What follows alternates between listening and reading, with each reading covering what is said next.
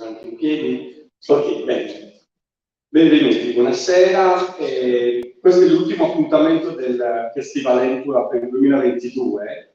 Il Festival Entura è una cosa un po' diversa da quelle che tu conosci, è anche diversa per esempio dal Festival Day che ovviamente col quale collaboriamo e che ci ha portato a Sassari. Quindi benvenuto a Sassari, a Carlo Piano innanzitutto.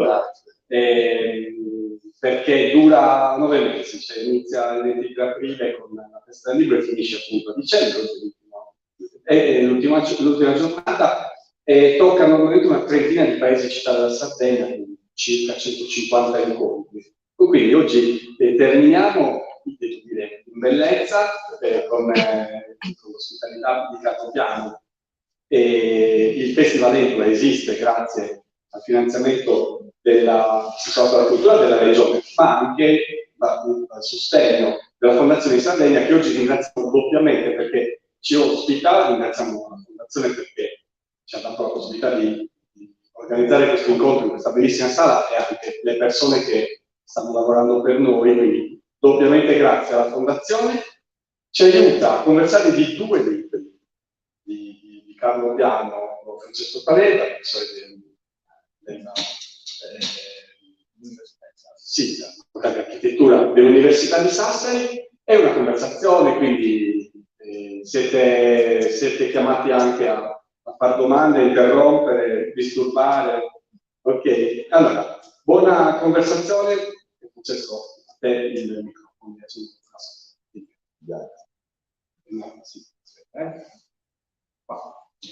Grazie.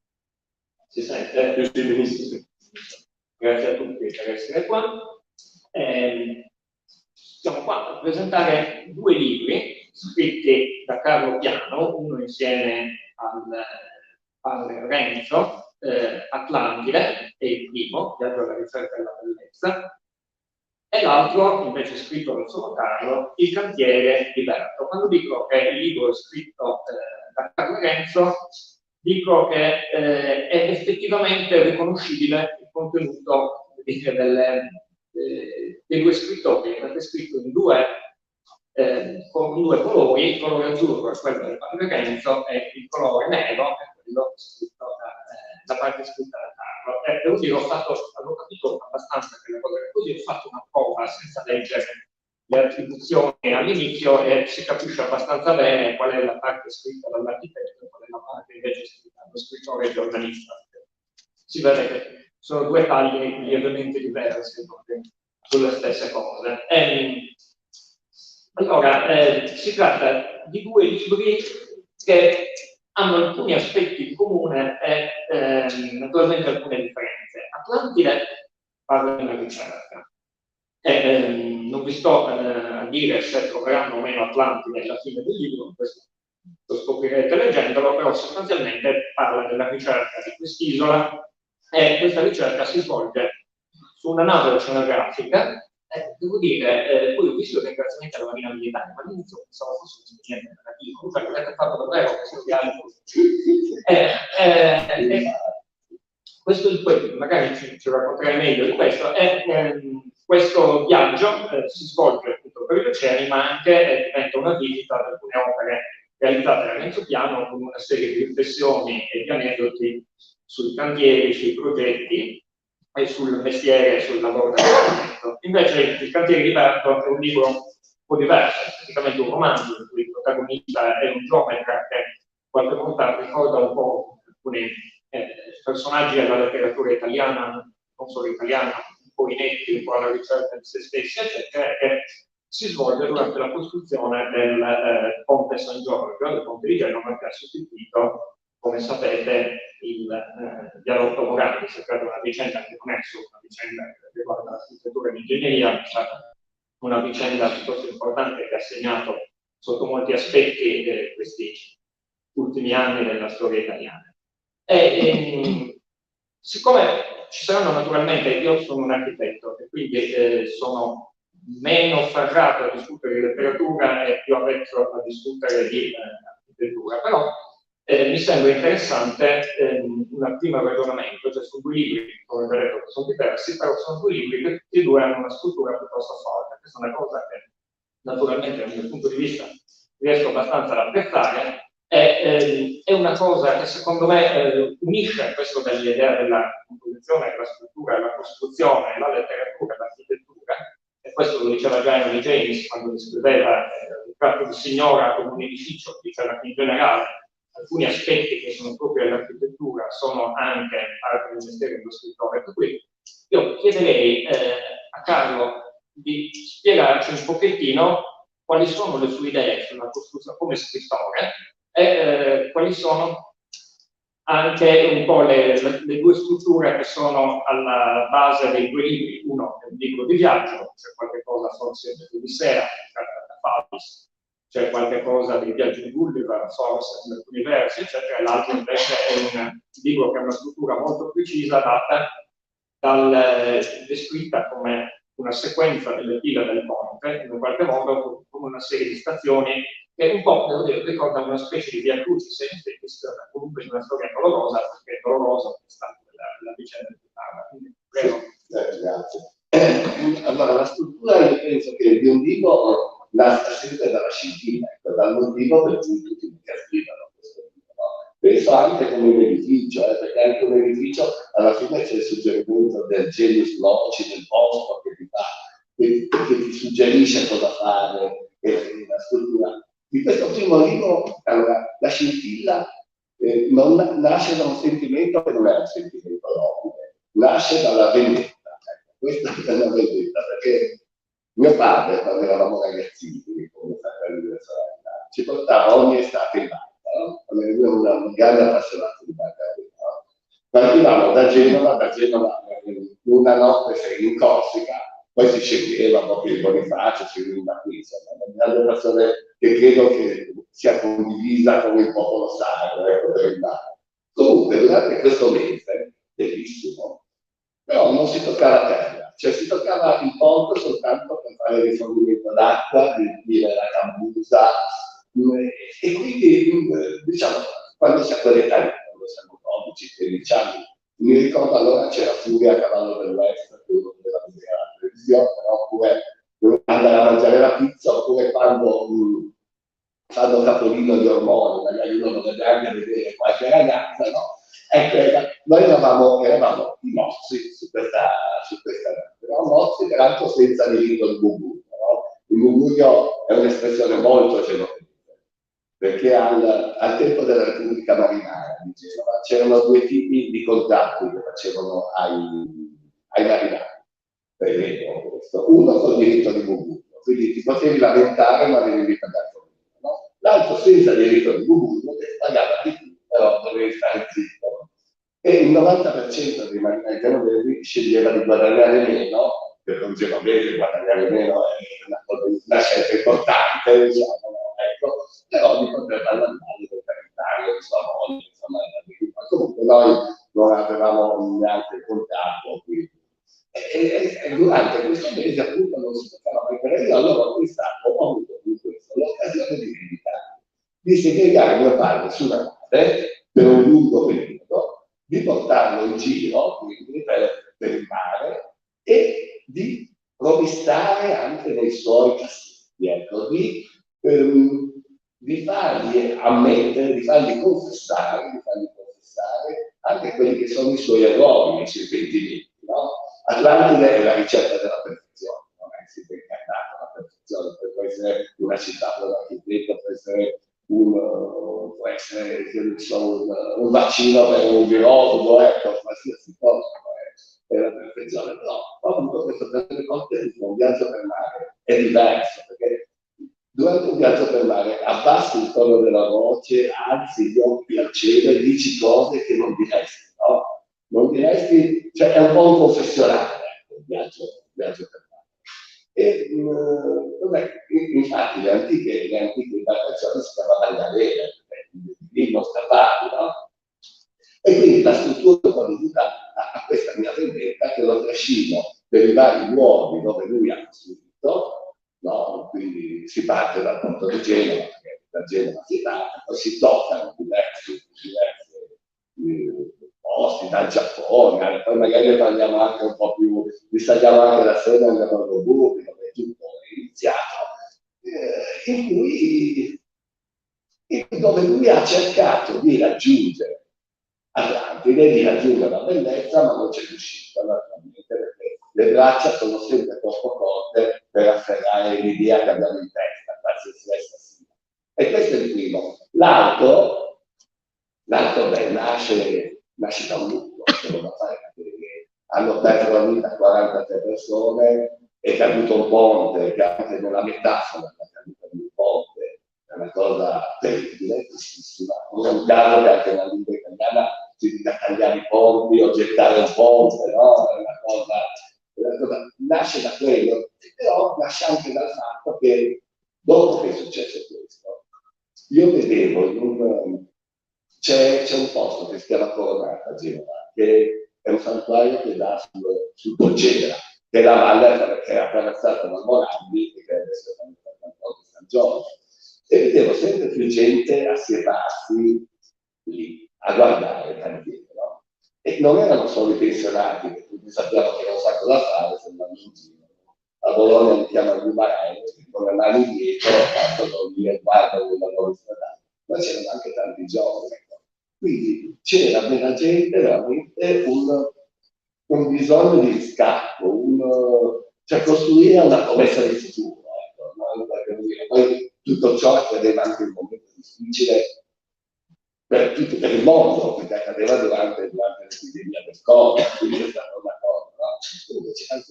C'erano sempre i soldati con i parrocchiali, quelli con i telescopi, ma c'erano anche i giovani. E io allora mi sono chiesto, ma cos'è che li spinge a venire qui? Ecco, potevo guardare la Sampdoria, a Genova, andare all'osteria, a giocare a bocce, ecco, no? E invece andavano di tempo. Allora questo mi ha spinto, vedere che veniva costruito è una maniera per curare, per documentare il lutto, no? E spesso ho anche pensato che in qualche maniera, ecco, i giochi per i ragazzi, no? Ormai sono ovviamente tutti elettronici, metaverso. L'unica cosa che resta, tutti questi sono i negozi di costruzione, no?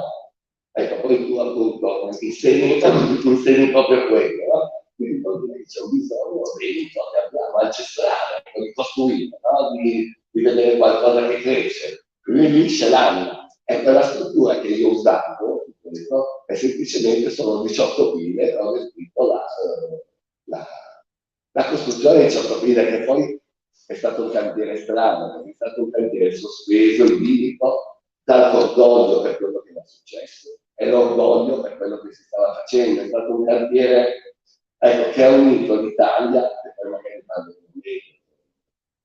con Francesco, cioè nel male, perché c'è una sciatteria tutta italiana che purtroppo non conosce il nord, sud, isole, no? In cui si corre a tagliare il nastro e poi insomma si dimentica delle cose. Però poi c'è anche il fatto che poi tutti assieme, 1000 persone che hanno lavorato con il mandato anche nel paese, abbiamo trovato l'orgoglio, abbiamo trovato la solidarietà di ricostruirlo in 420 giorni. Ecco, questa è una cosa. Poi, andando avanti sul tema di cui parlava, cioè, tra letteratura e architettura c'è sempre stato un grande film, no? Ecco, uno perché gli architetti secondo me un po' invidiano gli scrittori, perché gli architetti hanno a che fare con una materia pesante e greve, mentre invece gli scrittori con qualcosa di effimero, la musica, come le parole sono effimere, no? Invece l'architetto deve sempre cercare una leggerezza, c'è una lotta con la forza di gravità che non ha uno scrittore, no? Ma dall'altra parte gli scrittori, e lo racconto, hanno sempre razzolato nei cantieri, no? Nel cantiere del Beaubourg di Parigi razzolava Italo Calvino, che mi dicevano che la mamma era di Sassari, peraltro, cosa che io non davo per ligure, razzolava lì, stava scrivendo allora le città invisibili, no? E peraltro c'è anche una città che si chiama Armilla, che è abitata dalle ninfe, e che è costruita da idraulici, l'ha fatta tutta di tubi, così, ecco, e quindi lui andava lì, prendeva tanti appunti, aveva anche suggerito a mia parte un sistema per lavarlo, no? Con dei grandi spazzoloni con gli autolavaggi, no? Che ci sono in giro, di fare questi autolavaggi e sempre prestando alla letteratura. Poi ti lascio la cosa per a parte che la letteratura, la biblioteca è una ridicolizzazione della letteratura da forma costruita, ecco, qualcosa che era la letteratura. Per esempio sul cantiere di Berlino, di cui parlavamo prima, è un cantiere che ha ricostruito Potsdamer Platz dopo la caduta del muro di Berlino, quindi un cantiere che c'era deserto, c'erano soli fantasmi, perché è stato uno dei posti al mondo più bombardati, c'era il bunker del Fuhrer, dopo c'era stato per 40 anni il checkpoint Charlie con il muro, quindi non c'era proprio niente. No? Ecco, su questo cantiere invece gironzolava Vargas Llosa, no? Vargas Llosa che scriveva, ha anche scritto di questa cosa, ma è una cosa che mi ha colpito, una riflessione che mi è piaciuta che lui ha fatto. E sul fatto che su questo cantiere, forse ne accenna anche mio padre perché ci hanno lasciato un video, comunque su 5.000 operai ce n'erano 500 tedeschi e gli altri erano di 25 nazionalità diverse. No? E allora Vargas Llosa diceva, questo che è stato l'epicentro della più grande intolleranza del secolo scorso, è stato ricostruito dalla società multietnica, no? E quindi questo che significa ricostruire insomma, crea pace, ecco, alla fine, ecco, questa è la cosa. Ora ti restituisco la cosa, se no vado avanti a sparare. Forse possiamo sentire magari. Vuoi che la mangiamo? Sì, con piacere. Vediamo questo contributo. Già dovevo fare. Vengo lì? No.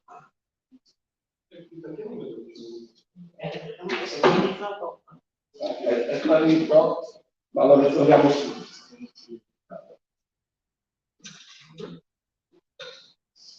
Lo ritrovo io.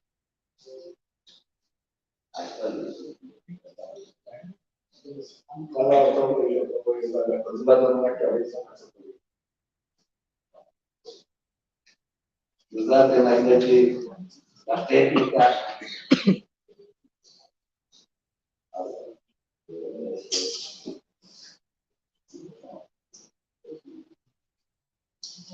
Facciamo lo togliamo.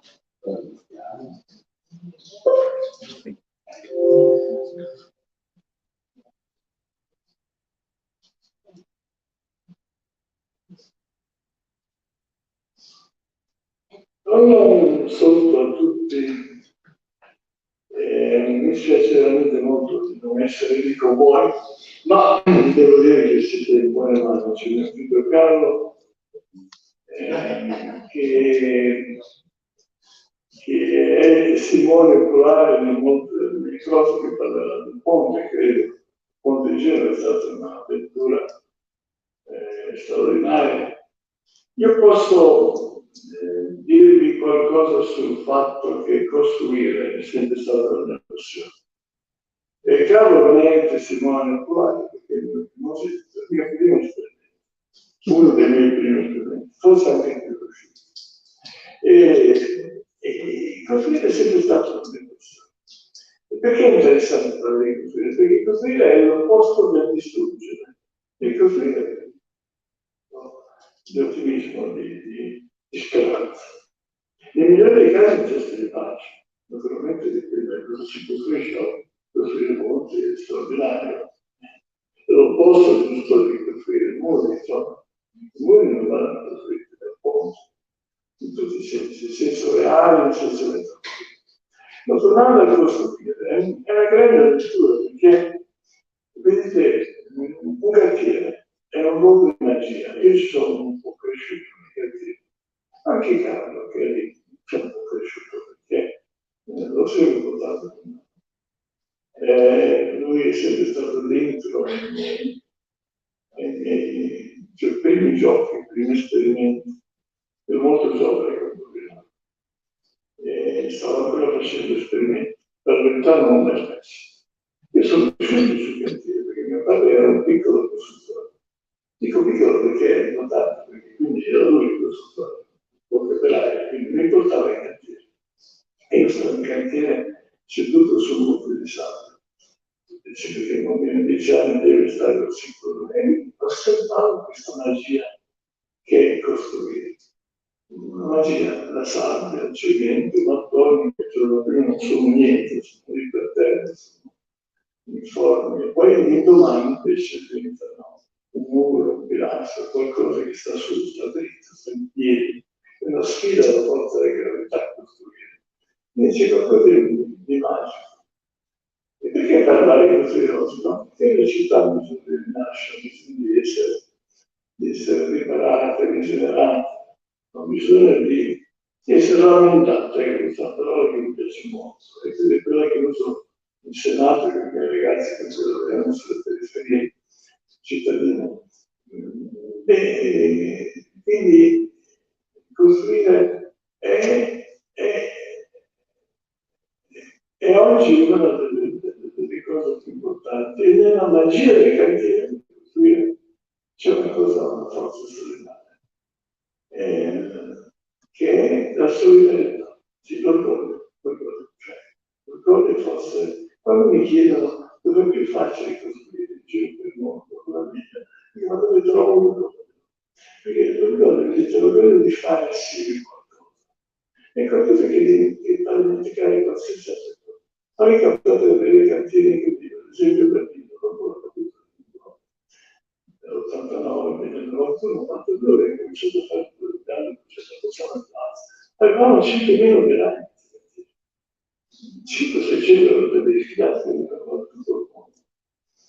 E in quel modo era stato un modo di intolleranza terribile, grande intolleranza del secolo passato.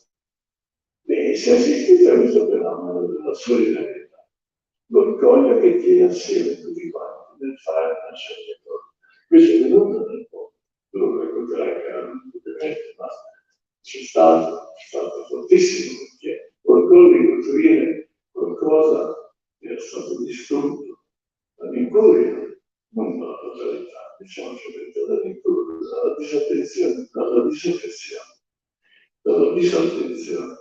E l'orgoglio di costruire questa opera in così divertente è stato straordinario. Ma quello che io l'ho ritrovato su tutti i cantieri, una volta che si è detto qualcosa di nuovo, ad esempio, a parte il muro di Berlino e riconosciuto il Berlino Maschio per il Nord.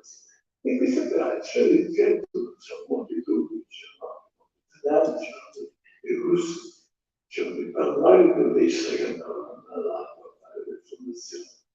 E però questa diversità spariva, perché hanno l'orgoglio di fare assieme una cosa.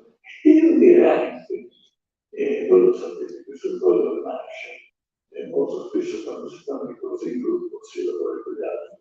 Ma con gli altri non lontano, nel mio cantiere c'era un altro cantiere, cioè quello grande parte per dire, e c'era Daniel Paramore, che dirigeva l'opera allora, negli anni 90, l'opera di Dario. Daniel Paramore aveva inventato un'orchestra formata per 20 anni israeliani, israeliani e palestinesi. Quindi quando suonavano, sparivano l'università, le differenze sparivano, la cosa più importante era suonare. Era lo stare assieme e fare una cosa straordinaria, magica come la musica, che teneva assieme. Quindi costruire è qualcosa che ci appartiene, e poi anche una delle attività dell'uomo che ci è una delle primissime cose. L'uomo sulla terra, il primo ricordo dovuto alimentarsi, nutrirsi e proteggersi. Quindi costruire e rifare per il genere umano è un'attività che viene da lontano, c'è connaturato. Beh, insomma, adesso non voglio parlare piacere essere con voi, perché ogni volta che si parla di questa magia, che è importante, naturalmente non è l'unica cosa, non è la cosa, forse non è nemmeno la cosa più importante, quello più importante fosse la politica.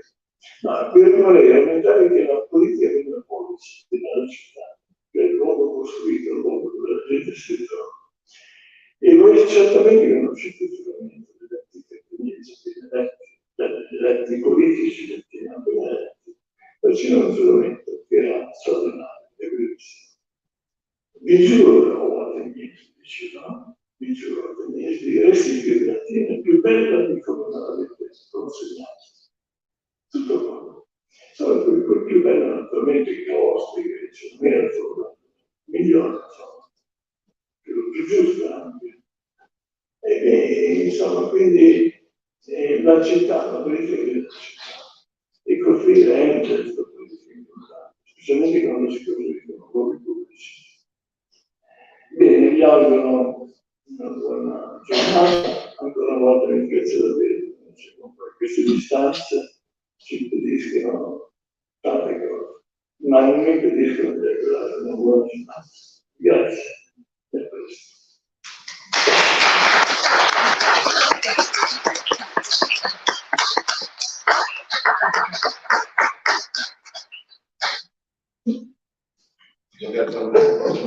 Lascio da qui.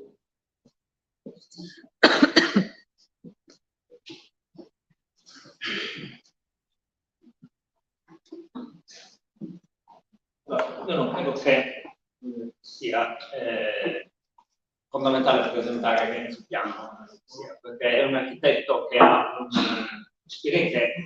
un nome che ormai è quasi proverbiale. Cioè, quando si parla di qualcuno che è un bravo architetto che è famoso, si dice come Renzo Piano. Ha soppiantato in questo periodo quello che un tempo erano le Corbusier per Lloyd Wright nel senso comune. Anzi, scusate, sì, nel senso comune. Quindi è un architetto, però ha costruito ovunque nel mondo, questo si capisce molto bene dal suo libro Atlantide, dietro nel suo studio si vedevano dei pezzi, si vedevano delle arbaretti del Bourg, si vedevano dei centri nella sede del Padricchio, si vedevano credo anche qualche cosa all'aeroporto del Kansai, insomma c'erano una serie di progetti piuttosto celebri dietro di lui mentre parlava e devo dire ha alcuni aspetti assolutamente particolari e uno dei pochi architetti che è stato intitolato una steroide, questo giusto per dimostrare quanto il suo nome sia stato proverbiale. L'unico altro famoso, diciamo, è Mies van der Rohe, quindi c'è un famosissimo architetto tedesco che ha lavorato a cavallo della seconda guerra mondiale, quindi è un'altra cosa che appunto serve un pochettino a dare l'impressione sul polso di quanto sia noto anche nel mondo del mestre del senatore della Repubblica, e questa è un senatore a vita. Questo è un altro carattere, diciamo, che non è stato raggiunto da altri colleghi prima di lui, mi sembra. Non mi ricordo di altri architetti che sono stati nominati senatori, cioè Claudio Abbado è stato nominato insieme a lui. Quindi non penso che sia così necessario adesso entrare negli aspetti della sua architettura, però un paio di cose secondo me è interessante notarle, perché emergono da questi libri che è un approccio al progetto che è appunto un approccio che è quello della ricerca. Questo è un aspetto importante, cioè non c'è mai, i libri sono abbastanza chiari, soprattutto in Atlantide, le parti che descrive, non c'è mai l'idea di sapere già che cosa fare, c'è sempre invece la ricerca della domanda, prima ancora è la ricerca della soluzione del progetto. Poi bisogna vedere se effettivamente è una soluzione, perché l'altra cosa interessante è che tutti i progetti lasciano un po' insoddisfatti, come sempre succede, insomma, non c'è mai questo compimento fino in fondo delle idee, c'è sempre qualche cosa che solo si poteva fare meglio, un segno di poi, un segno di prima, eccetera, qualche cedimento forse alle circostanze che poteva essere evitato, eccetera. E quindi questo fatto di una materia, diciamo, che è sempre in moto, secondo me è una cosa interessante che viene fuori dal progetto. Un'altra cosa è quella dell'interdisciplinarità, cioè il fatto che non sottolinea il fatto che non prende decisioni da solo, ma chiede sempre a pensare lui sulle questioni che non sono strettamente legate all'architettura. Ricordiamo questa collaborazione con Richard Rogers, con Peter Rice, un ingegnere e poi tutta una serie di altri personaggi che vengono fuori durante i racconti. E un'altra cosa che secondo me è interessante e che un po' forse si poteva capire, ma il fatto forse di avere questa dimestichezza col cantiere lo porta a accorciare la distanza tra chi progetta e chi fa. E questo secondo me è un altro tratto che è distintivo del suo modo di fare per alcuni versi, ma anche diciamo un tratto importante per un progettista, cioè il fatto che non venga segnata questa differenza tra quello che disegna da un lato e poi quello che lavora dall'altro. E questo si esplica anche in un fatto ricorrente il discorso agli operai prima di iniziare un cantiere sull'importanza della sicurezza, che può essere un dettaglio apparentemente, però secondo me c'è in questo un discrimine, diciamo, che passa rispetto ad altre figure che sono diventate importanti nell'architettura contemporanea. Perché io mi ricordo, forse non è una cosa notissima, nel 2014 è successo che su una rivista online inglese di Zine ci fosse una specie di malcontento piuttosto rumoroso manifestato dai lettori nei confronti di Zaid, che aveva dichiarato lo stadio che stava facendo in Qatar, che la questione delle morti sul cantiere non era una cosa che la dovesse interessare in qualche modo, che era una... Ora, devo dire, da un punto di vista strettamente professionale, se uno non ha l'incarico della sicurezza, forse è vero, però secondo me la lead mancava, come dire, su una... C'è una questione che lì proprio mancava di inglesismo, perdeva il punto su una questione, no? Non riusciva a focalizzare una questione. E nel momento in cui uno diventa così importante, così come può succedere per i cantanti, eccetera, per quello anche qualche volta si parla di amici di Star, in questo libro Piano rifiuta un pochettino questo titolo, però ad esempio alcuni personaggi come David, eccetera, in qualche modo è quello l'ambiente che hanno costruito. Nel momento in cui qualcuno ha un ruolo importante per la società, le sue prese di posizione contano, non è solo una questione di incarico professionale. Ecco, questo secondo me è un aspetto che invece emerge chiarissimo, questa specie di responsabilità sociale e quasi politica del costruttore, secondo me è una cosa che è importantissima e che appare piuttosto chiaramente. Non so se ci sia qualche cosa che si può dire. Giustamente, si sente? Perpendicolare. Pronto? Forse perpendicolare. Sì, sì. Cioè, il coso? Forse spento.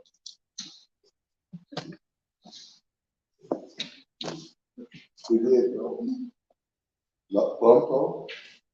Mi dai quello lì? Grazie.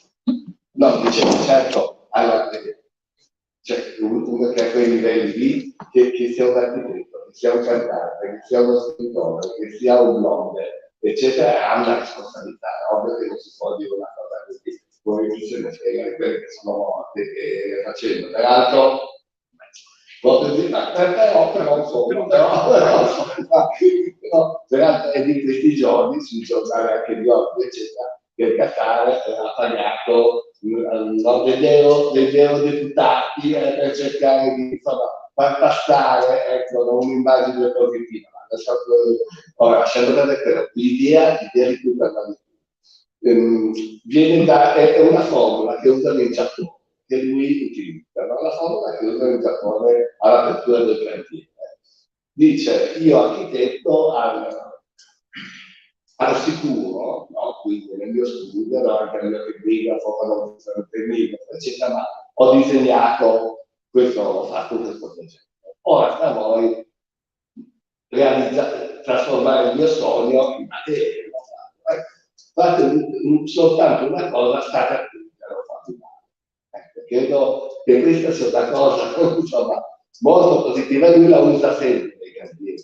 Più che altro perché se no parliamo del Qatar, ci sono tanti piccoli cantieri che ogni giorno leggiamo sui giornali di quello che è caduto, quello che è morto, di incidenti sul lavoro. Quindi è sicuramente una cosa importantissima. E questo certo lui l'ha sempre, forse anche perché è cresciuto nel cantiere, perché anche è cresciuto nel cantiere appunto con mio nonno. E poi niente, quello che dicevi Certo, c'è un senso di inadeguatezza che alla fine segue tutti no? Tu non sei mai soddisfatto di quello che fai. Non c'è assolutamente, no, mi viene in mente, io non un po' così fa ma del Giappone, no? dell'aeroporto. Ecco, quello era un cantiere che c'erano 10.000 operai, no? E mio padre racconta un aneddoto nel libro, no? Che il giorno che si inaugurò, diciamo che è lungo più di 1 chilometro, no? Quindi i giapponesi avevano deciso che una grande impresa giapponese partiva da un lato, un'altra grande impresa partiva dall'altro e si ritrovavano nel mezzo, no? E allora i giapponesi, secondo il loro uso, signoreria, dissero allora abbiamo questo cantiere, ci ritroviamo il 26 febbraio 1989 in mezzo e allora mio padre dice ma per scherzare, a che ora scusate? No? E allora i due capi delle due grandi imprese giapponesi sono andati via per mezz'ora, si sono aspettati e poi sono tornati e hanno detto a mezzogiorno. E a mezzogiorno è stato, ecco, questo è così un'altra cosa no? Da raccontare, semplicemente questo. E poi, che cosa da dire? Quello, ecco, mi sembra che tu abbia anche introdotto, anche con la questione sulla foto, eccetera, però un tema, qual è il rapporto tra l'architettura e la società? Ecco, perché l'architettura non è che provoca i cambiamenti, però dà una forma costruita ai cambiamenti. La forma costruita è importante anche perché, come giustamente hai detto tu, è un'arte ancillare, perché si deve mettere al servizio della musica, dell'arte, per fare un museo, di tante cose, no? E costruire anche luoghi pubblici. No? Ecco, io dicevo che dà forma costruita ai cambiamenti, perché? Perché se un architetto si trova in un momento storico e ha la fortuna di poter fare qualcosa, poi quindi lo rispetta, no? Io sto pensando al Bourg avviene all'inizio degli anni 70, quindi sulla scia di quella che è stata la rivoluzione studentesca, no? il maggio francese. Quindi la cultura stava cambiando, l'accesso stesso alla cultura, no? Proprio l'idea stessa del museo, che fino allora era più paludata, anche polverosa, anche riservata all'elite, no? Si stava aprendo, no? E quindi è da lì che è nata l'idea del Bourg, quindi di una fabbrica della cultura, no? Di un'aperta, gioiosa, ma non è solo, non solo in quel caso lì, allora abbiamo accennato a Potsdamer Platz, anche lì era un cambiamento storico, no? E si trattava di ricucire la città, ma neanche poi anche il grattacielo dei New York Times è stato il primo grattacielo fatto a New York dopo l'11 settembre. No? Peraltro io a New York c'era anche mio padre quando ero tirato giù le foto, perché lui doveva incontrare i clienti del New York Times per parlare di questo grattacielo che doveva essere fatto. No? E lì c'era tutta la corrente di pensiero che sosteneva che i grattacieli basta, perché era diventato pericoloso i grattacieli, no? Che pensava fosse meglio fare dei buchi, no? Chiudere. No? E invece, comunque alla fine, anche con i committenti, anche con le cose, si decide che era meglio, era più sicura la trasparenza, che chiudersi nel buco sarebbe stato piegarsi, cioè un tradimento della nostra cultura, sarebbe stato fare come faceva il Cagliari che si nascondeva nel gioco, no? Questo è un altro caso. Poi un altro caso ancora, sto sempre parlando dei mutamenti della società che in qualche maniera si disperdono dalla società. L'architettura è stato il museo di San Francisco, il museo delle scienze di San Francisco, no? Tu mi dicevi che insegni composizione con una particolare attenzione alla sostenibilità, no? Ecco. In quel caso lì, quello è stato il primo grande edificio americano senza aria condizionata. No? Chiunque di noi sia stato negli Stati Uniti sa cosa vuol dire togliere l'aria condizionata agli americani, no? Che tengono a 10 gradi in qualsiasi cosa. Perché ha questo grande letto verde, no? Piantumato con delle essenze che non hanno bisogno di irrigazione. intelligenza artificiale. So, per tutta la serie di cose che stai meglio più di me, io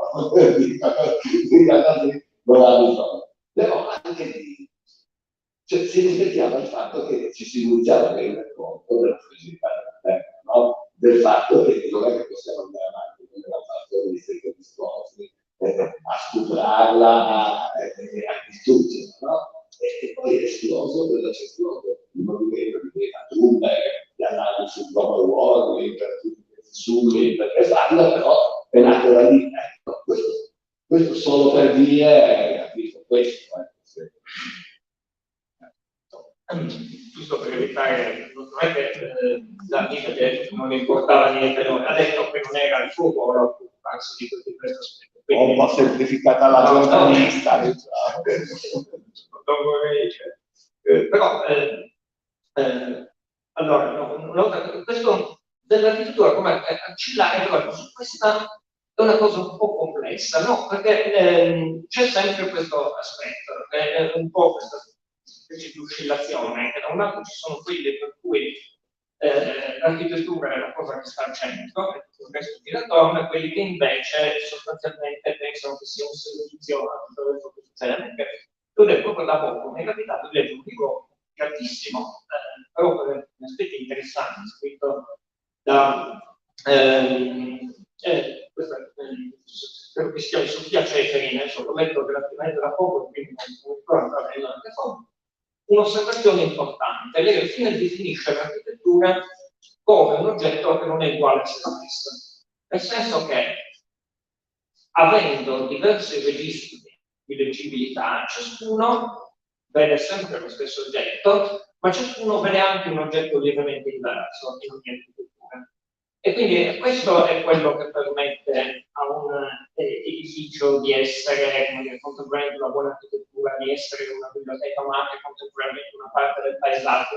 Questo fatto, questa specie di indefinitezza di un oggetto che non è sempre se stesso, secondo me, tutto sommato, per il momento può essere una buona definizione anche per commentare le opere di Renzo-Piano, che non viene quasi mai nominato in questi libri. Sono cose fantasiose. Allora, lì è il costruttore l'esploratore, per dire, lì è l'architetto che tutto il mondo ci invidia.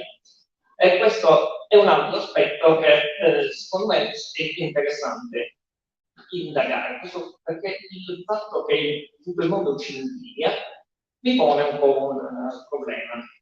Perché secondo me tutti quei libri hanno anche una sfonda problematica, sono delle storie, non so se possono chiamare di successo, ma sono comunque delle storie di ottimismo e di volontà di costruire. Però partono tutti e due da questioni che sono forse un po' spinose. La prima è appunto quando dici tutto il mondo ci invidia, ci saremmo noi italiani. Ed è vero che lui si è formato in Italia, è un architetto italiano, un'informazione che ha quello sguardo trasversale sulle cose che la scuola italiana da tanto tempo ha dato ai suoi studenti e che ci viene riconosciuto quando andiamo all'estero, eccetera, però è anche vero che di fatto è un architetto che è fiorito quando è andato via dall'Italia. E questo, tra l'altro, devo dire, siccome c'erano anche in quel periodo, qui forse il più giovane, diciamo, per la generazione, c'erano anche architetti che tutto il mondo ci invidiava, che sono stati riconosciuti come tali quando sono andati via dall'Italia, e poi però sono tornati, e forse per quello che sono stati invidiati di me, per essere un po' scherzando. Ma ad esempio Gino Valle, che è un bravissimo architetto italiano, ha insegnato all'Harvard e poi è stato richiamato a insegnare a Venezia, dove ha preso la cattedra di Giuseppe Corso, tra l'altro, insegnava all'Harvard, ma in Italia non è stato subito ben voluto. Vittorio Pirotti è diventato celebre per Casabella, ma anche per aver costruito sull'Amber Canal a Berlino, eccetera. E quindi Giancarlo De Carlo, un altro genovese importante nella storia dell'architettura italiana, e non solo, lo stesso ha avuto grandi contatti internazionali, eccetera. Però Renzo-Piano è quello che ha subito appreso, c'è questo racconto sempre sulla 1100 in famiglia, eccetera, eccetera, e andava a Londra. E da lì inizia tutta una serie di contatti, di avventure, eccetera, eccetera, che poi portano al Bogor, alla riconoscenza internazionale, eccetera. Quindi un po' da un certo punto di vista è un po' anche una storia di una fuga di un cervello per alcuni versi, che poi rientra in diversi casi in Italia, ma mi sembra che ci sia una coscienza di questo, perché poi nel libro I cantieri di Berto si parla di questo incisore, ho scritto il nome, non me lo ricordo, Edoardo, ce l'ho scritto. Comunque, sostanzialmente è questo incisore genovese che prende va via dall'Italia, arriva in Giappone diventa quello che incide le banconote, fa questo piano di nascosto all'imperatore. Insomma, alla fine gli fanno i funerali di Stato perché è diventato importantissimo, perché appunto è andato via, eccetera. Quindi, da un certo punto di vista, rimane anche da un lato l'ammirazione certamente per il personaggio, però anche il dubbio è se in effetti questa nazione sia riuscita a costruire, avendo così tante teste pensanti nel campo dell'architettura in quel periodo, del secondo dopoguerra, negli anni 70, 80, eccetera, sia riuscita a costruire effettivamente una cultura architettonica. Questo è un grande problema. Altre nazioni hanno investito molto di più sulla loro architettura e sui loro architetti, obiettivamente. Così come un po' il libro sul ponte di Genova è appunto il libro dell'orgoglio della riscossa, eccetera, eccetera, ma sullo sfondo c'è una storia sostanzialmente anche un po' di dilapidazione di un patrimonio infrastrutturale, eccetera, e quindi anche questo è un libro che da un certo punto di vista l'architetto che tutto il mondo civile si staglia un po' come un eroe in tutti i due libri, ma gli eroi in genere si stagliano sullo sfondo di un quadro problematico, e tutti e due questi libri un po' lo capiscono. Sì, allora, l'architetto di tutto il mondo civile è ironico. Io non lo voglio dire ironico. È interessante. E certo, la verità è che il professore ha già detto tutto su questa cosa, è così, però quello che io non posso raccontare è che tutto è iniziato con lui. Quindi effettivamente è iniziato prima a Roma, che aveva conosciuto Luciano, e poi con lui.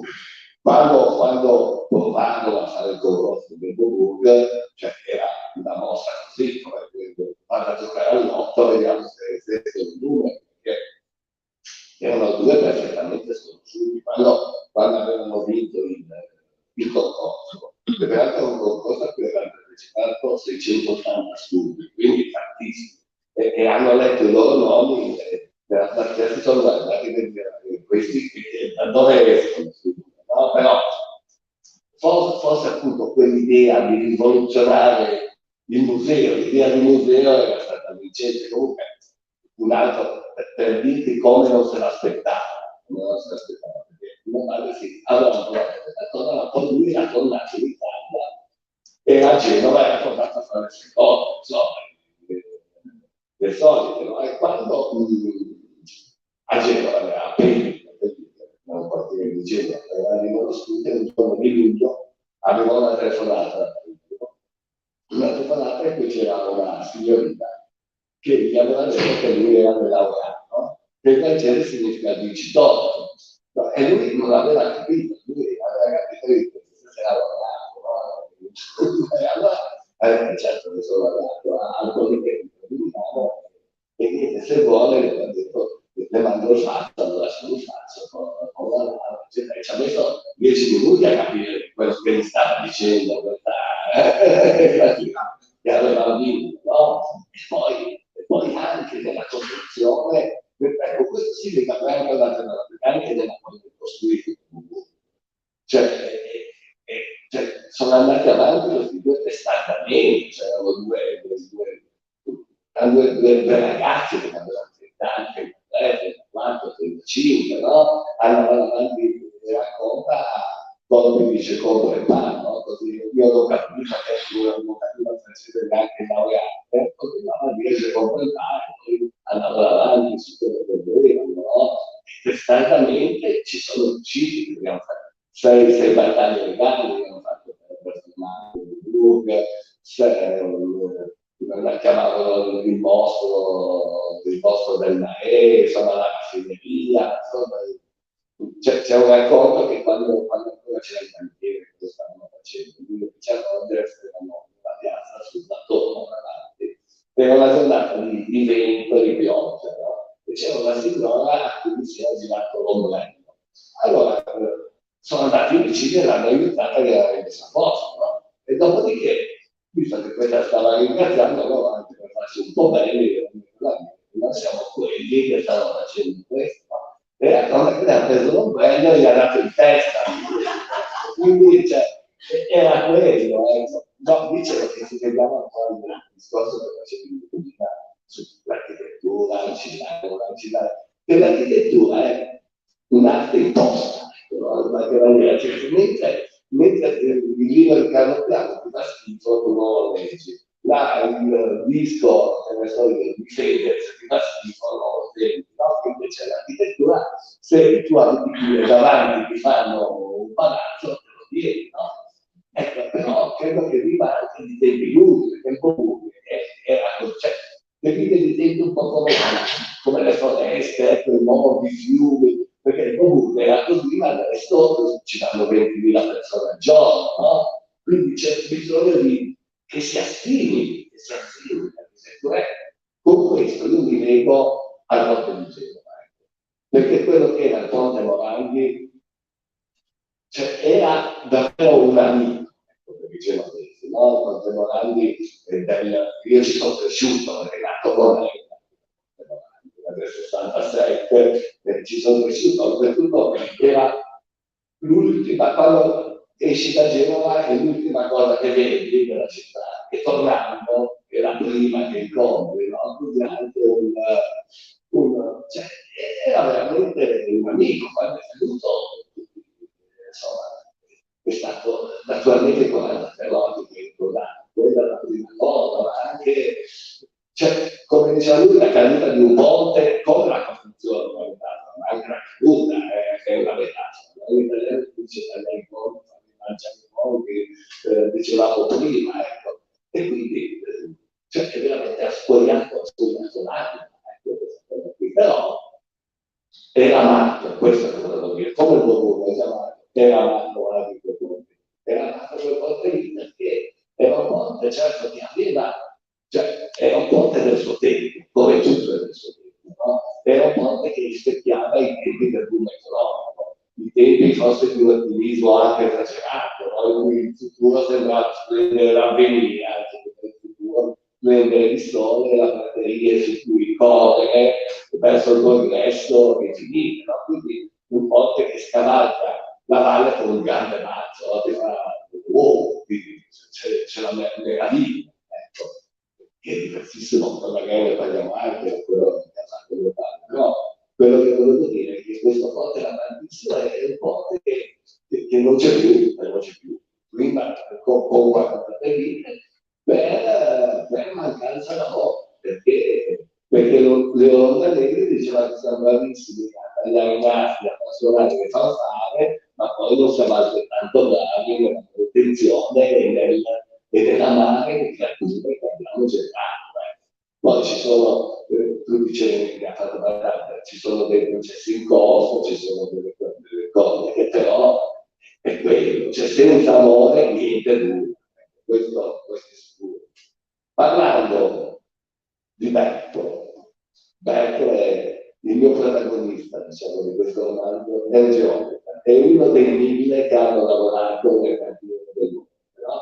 Il cantiere è durato 420 giorni, un cantiere strano per cantiere. Prima cosa perché è un cantiere, come dicevo, sospeso tra cordoni e orgoni, quello sicuro, ma la stessa dicotomia era sul fatto che mentre veniva demolite per far presto i resti del Morandi venivano costruite le nuove pile, no? Quindi anche da questo punto di vista era un cantiere strano. Ma dicevo, c'erano 1000 persone di 52 mestieri diversi, no? E venivano da tutta Italia, anche lo stesso acciaio veniva importato. In parte veniva da Valente sul Vincio, quindi Verona, in parte a Castelmonte, in parte da Castellavare di Stabio lo portavano sul Pollecchiata, ha veramente partecipato tutta Italia a questa cosa di vita, frequentando il cantiere, no? L'esperanza che hanno fatto il cantiere, che hanno fatto di implicazioni, che sono delle educate, che fanno il cantiere, no? una porta, peraltro, io sono andato a vedere la partita questa, Entra, come si chiama questa? È tipo un modo per suonare. Io ho letto che è quello che avevano usato per il piano, che si è un imperativo, entra, quindi fanno. Che col vento, perché sono andati di vento, si staccavano. Concettualmente la mia curiosità, ora che mi è stata da alto 20 anni. Sì, insomma, delle implicazioni del cantiere. Quindi veramente un cantiere che la partecipazione di una persona ordinaria che diventa straordinaria nella coralità del cantiere, di quello che si fa. E in 420 giorni siamo riusciti a fare. Ecco, questo è. E speriamo ci vorrà tempo, ma anche questo ponte probabilmente è molto diverso dall'altro, perché è un ponte genovese, da un certo punto di vista, no? Perché è un ponte parsimonioso, che si può anche dire, perché poi parsimonia può anche stare con sostenibilità, no? Perché cattura la luce del sole e la restituisce poi come una cattura maneggiante che viene utilizzata poi per lavare le barriere fra lo svento, è anche un ponte che attraversa la valle con l'educazione, no? Perché c'è il tempo, perché questo è pensato appunto che non possiamo più usare del territorio, no? E quello del Milano, che la bellissima anche lì la valle con queste 18 file, 18 passi, e 2 più lunghi al centro, perché la scavalcare la ferrovia e no? E quasi chiedendo permesso, no? In generale si dice, diciamo, scusa, se può quando l'educazione, quando entri in casa di qualcuno, no? Scusa, permesso. E fa tutto questo. E anche genovese perché non spreca, ecco, perché c'è insomma, anche il mio protagonista combatte contro quelli che vengono da altre parti, no? I foresti, sei un foreste, e poi per un genovese un foreste è uno che viene da Sapore, a 30 km, comunque i foresti, insomma, diciamo che gli rompono con quello che è un luogo comune, insomma, della unità, della nettezza del bacino coro, e lui sì, è una parsimonia che non fa coro, no? È una parsimonia dovuta al territorio, che è un territorio stretto tra i monti e i mari, quindi c'è poco spazio, no? Dovuta al fatto che un popolo di marinai sa che non si deve sprecare niente. In parte è vera, però ci sono anche dei grandi attacchi. E io questa racconto sempre, anche se non c'era il libro, perché sono rimasto sorpreso e la trovate su internet. C'è un'intervista a Eugenio Montano, il cui padre era un facoltoso commerciante che raccontava, per cavolo di dire al suo padre, che quando lui pubblicò che poi gli dava il Nobel per la letteratura, allora suo padre disse, va bene così, mi hai dato un libro compro. E suo padre tornò indietro e gli ma non è così che costa 2 lire, non hai una copia usata, quindi insomma un po' di verità c'è in tutto questo. Grazie. Non so anche come siamo coi tempi, forse si può chiedere se ci sono alle domande. Si fa girare il microfono, qualcuno si alza, ecco. No. Si usa il microfono perché se non alle domande facili rispondono, anche alle più difficili rispondere. Buonasera. Dunque, io sono affascinato ovviamente per motivi personali al discorso architettura e musicità, perché sono musicista, sono compositore e voi sapete che ci sono tanti legami tra il costruire edifici veri e musicali o letterali. Un esempio che viene in mente subito è Yannis Strenakis, un compositore greco che era anche architetto. e sono anche affascinato dal discorso della ricerca della bellezza, da costruire. Però abbiamo nominato anche l'opposto, un paio di volte, cioè il demolire o la bellezza di quello che non ci piace, magari in letteratura e musica mettiamo da parte, invece nella realtà lo vediamo.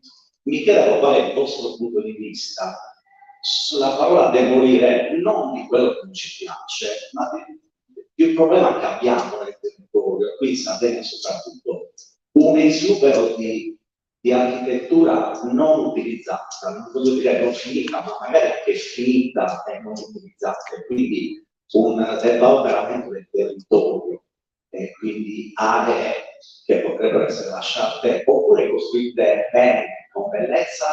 E io penso di aver letto da qualche parte il pensiero di Renzo su questo, ovvero noi avremo anche bisogno di svuotare, cioè di ricercare leggerezza, così come si ricerca in musica, in architettura e in letteratura.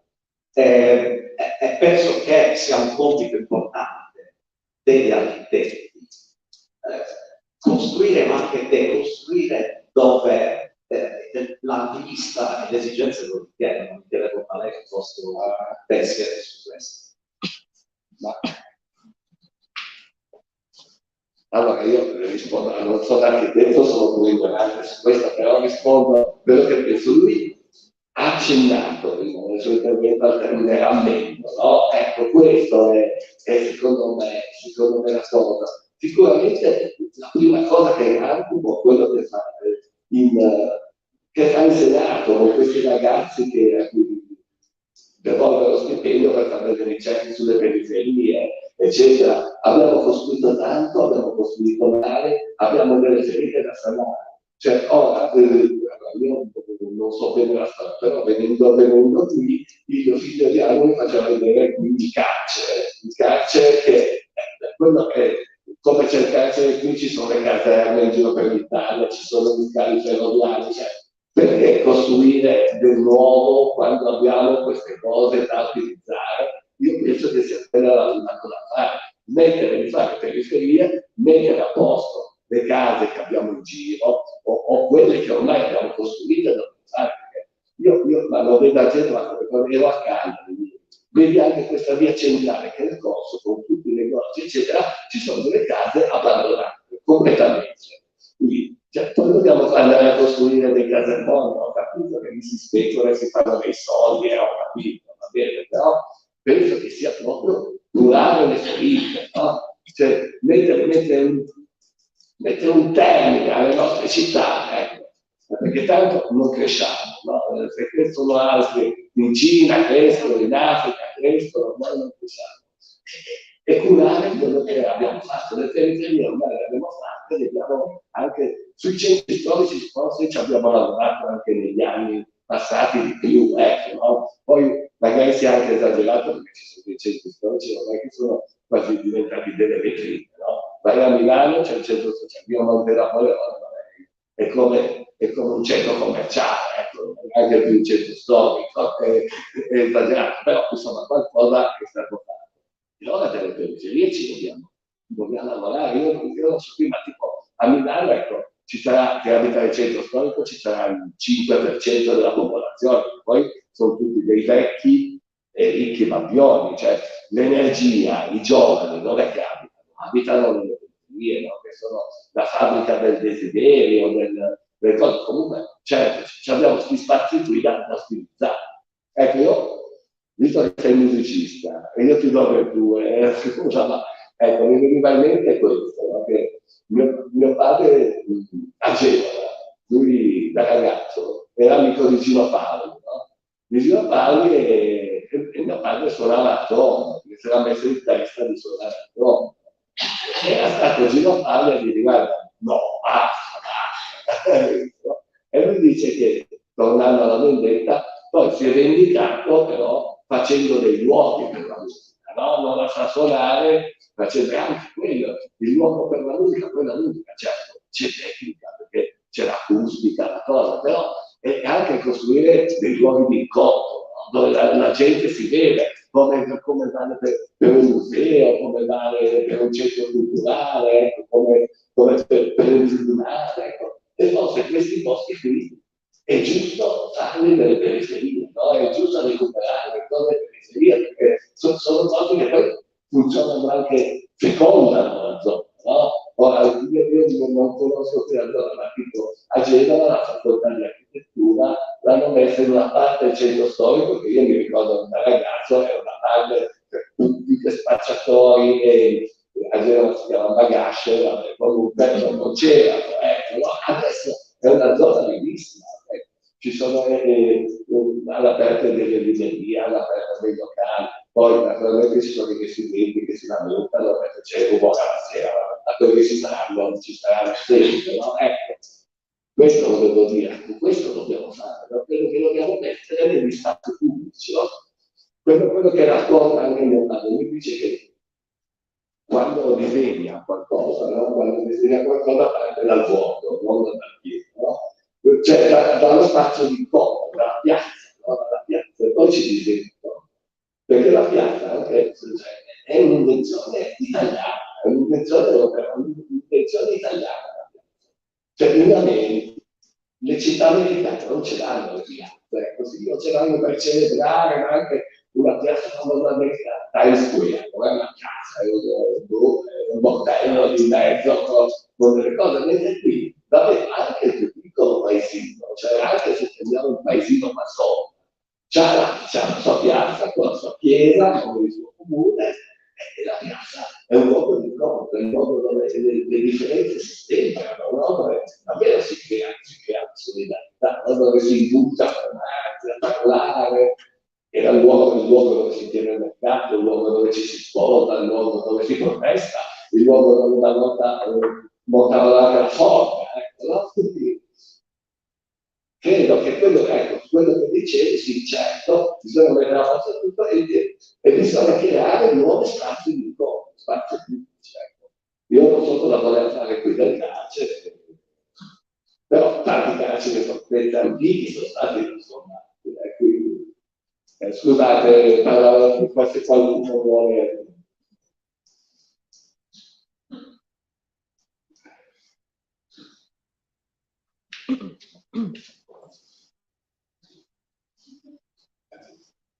Buonasera. Io sono tutta la vita, questo qui, figlio di me. Beh, insomma.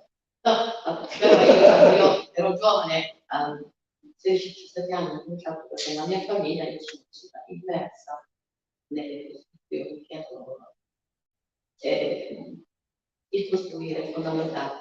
Ho studiato le conclusioni di queste cose perché mio marito era appassionato, perché lavorava in un'impresa molto importante e in questa città ha costruito cose fantastiche che un'impresa che adesso mio padre ha conosciuto e se lui fosse stato qua, quindi è una cosa di cui mi puoi ricordare, da una sua fans. Io mi sono una fans del cinema, del teatro, della musica. Io sono una fans dell'arte, della storia e gli architetti per me sono la storia e incontra l'arte.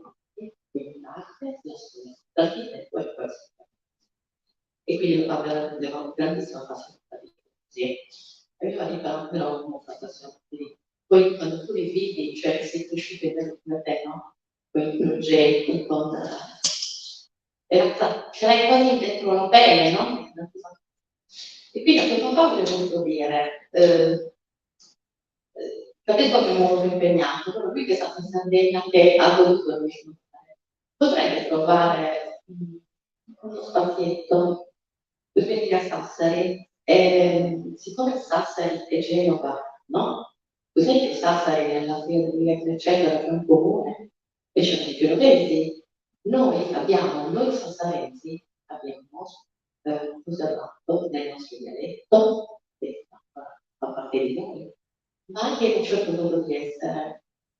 C'è tanto, che ci sono stati gli inglesi che hanno stato il concetto e sono stati grandi commercianti, sono stati hanno costruito Lì, Bergoglio, insomma, tanti altri.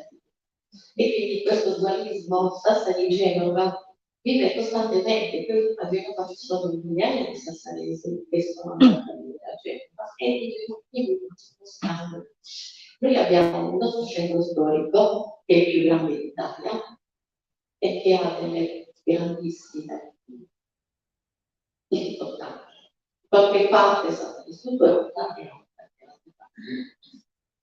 e poi lui aveva fatto seguito quel bellissimo progetto di Casa Italia, Notetti, che è stato un grandissimo progetto che penso che lui stia continuando a portare avanti, perché anche se sappiamo che qualcun altro lo ha abolito, noi abbiamo bisogno di Casa Italia. Proprio la Casa Italia, quello che vuole dire tuo papà, da allora che ha 60 anni e tanti anni di lavoro, e che io sono commercialista, però tu pensavi cosa vuol dire per una terza edilizia che l'ha vissuta, che cos'è fare l'edilizia e che devi contare, no? Per la fine del secolo. Perché io so scrivere, io so fare un compromesso, dall'inizio alla fine. Controllato dall'architetto non lo fare, proprio la cosa che mi piace, lo faccio dall'architetto. Se lui potesse, noi lo possiamo fare politicamente, io faccio capitazione da un po' di tempo fa. Noi potremmo portare, fare in Casa Italia per Sassari, per il centro storico di Sassari, per questa città meravigliosa, e eventualmente potrebbe essere un cantiere di idee di lavoro per dire anche ai giovani. Noi abbiamo bisogno di portare giovani a Sassari, noi abbiamo dei ragazzi meravigliosi che vanno in giro per il mondo e non sono anche. E non possiamo rimanere solo noi vecchi. Questa isola meravigliosa per dire che quest'isola è solo mare. No, quest'isola è cultura, quest'isola è vita. Sassari è una città meravigliosa e noi meritiamo qualcosa. Però abbiamo bisogno di uomini meravigliosi, quindi io chiedo a piano di venire a Sassari. Grazie. Dopo come abbiamo fatto nel 61 non ci viene. Ecco, Io non c'ero. No, io non c'ero, però questa è cosa che dice, sicuramente. Questa è no, questa cosa che fa il Senato sul recupero delle periferie, no? Più per le Case Italia, poi lì cioè, si fanno le cose, in Italia cambiano un governo ogni 6 mesi e tutto, però questa è cosa che fa, lui sta facendo con le varie università, no? Questi ragazzi che fanno degli studi, noi abbiamo fatto sulle periferie, ma sul centro storico, spesso anche Genova, secondo me il centro storico di Genova è più grande di quello di Sassari. No, è più grande di Io vado solo Wikipedia, mi dico che quello di Genova è il più grande d'Europa, quindi quello di Sassari. Comunque è grande, non stiamo a fare questa cosa. No, e poi secondo me all'università io do anche contatto, complimenti, perché come le università trovano questi ragazzi e si fanno questi progetti, ci si vede, ma tanto magari sono anche piccole cose, però tanto è gettare un seme, no? È già fare qualcosa, ecco. A parte così si toglie anche, cioè, non è politica nel senso di polis, ecco, quello sì, come cosa, non è politica, in quel senso, se poi anzi, l'Università di Sassari io vi invito a contattarli, ecco, che sarà un piacere. Oggi facciamo il progetto Sassari e l'università sono loro,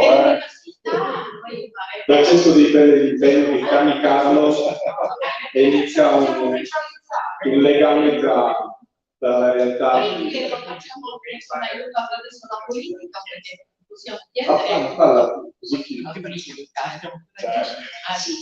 Allora, facciamo chiudere Francesco, poi a te. Allora, proprio su questo tema, devo dire, io ho anticipato che avevo una richiesta adesso. Carlo, ma in realtà la richiesta sì, ma si ricorda facilmente, c'è bisogno perché è semplice. Allora, no, è apprezzatissimo questo lavoro che lui sta facendo in Senato, lui ha accennato, lui ha il suo ufficio del Senato, ha istituito questo processo di studio di progettazione con questi ragazzi che lavorano sostanzialmente un ufficio finanziato con lo stipendio dal senatore. Esatto, quindi ed è una cosa meritevole assolutamente, e devo dire, capisco perfettamente che la prima cosa che viene in mente l'architetto è quello di lavorare. Però, secondo me, visto anche la situazione di cui abbiamo parlato prima e come dire, gli sfondi un po' problematici che emergono anche da questi libri, secondo me una persona che tra l'altro ha questa passione per l'esplorazione, per vedere cose diverse, forse una richiesta così molto umilmente potrebbe tenere in considerazione. L'Italia è uno dei, non dico pochi, perché non ce ne sono tantissimi, però uno dei paesi europei che ha un grande patrimonio, un territorio importante che vediamo, vittime di stress, eccetera, eccetera, che non ha una legge sull'architettura.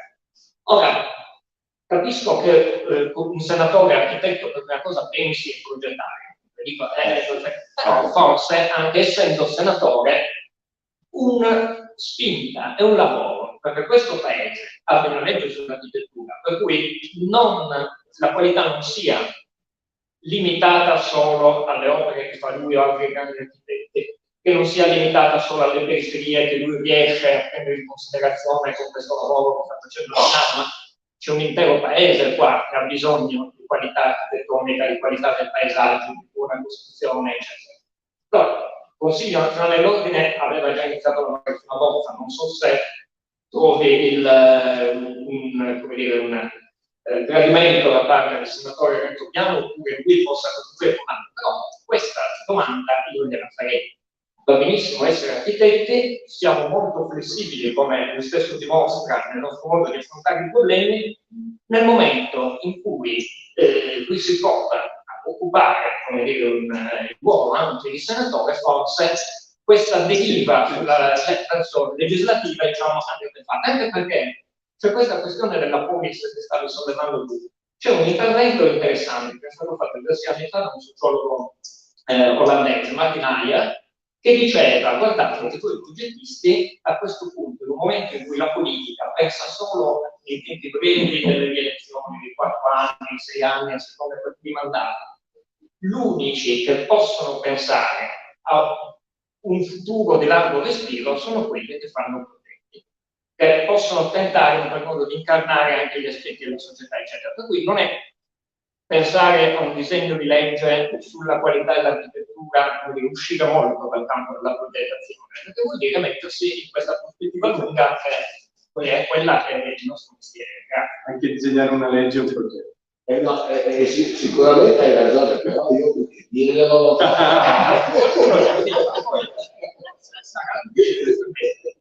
Invece quello che possiamo dire a Carlo è che lo ringraziamo per essere stato qua, mi pare che possiamo anche già dire che è solo un inizio di una, diciamo una conversazione che è iniziata grazie a dei libri. I libri servono anche a intrecciare rapporti e relazioni, anche a ricordare il passato, il fatto che sia emerso questo, il fatto che Renzo Piano nel 61 abbia avuto a che fare con Sassari, e quindi anche la speranza che possa succedere di nuovo. Io ringrazio tutti voi, oggi termina il Festival Etro e quindi ringrazio molto tutte le persone che hanno lavorato con me in Liberos, Francesca, Licia, le varie Francesche, Paola, eccetera, eccetera, eccetera, perché abbiamo cercato di portare libri, storie, persone in tanti posti della Sardegna e siamo molto contenti di averlo fatto per il 10° anno consecutivo. L'invito a Carlo è di venirci a trovare il più presto possibile con un nuovo libro e voi lasciateci le vostre mail, i vostri commenti come sempre dei questionari, perché riprendiamo subito, a gennaio c'è già Festival 2023 con alcuni scrittori sardi che stanno per uscire con case editrici nazionali, e credo che il primo sia Matteo Polo, se non ricordo male, Alessandro De Roma, e poi ci sarà anche immediatamente la giornata della memoria da celebrare, quindi buon Natale, buon anno, ci rivediamo prestissimo, grazie Francesco Spanetta, grazie Carlo Piano e a tutti voi. veramente chi vuole venire faccio il discorso a Genova. Non è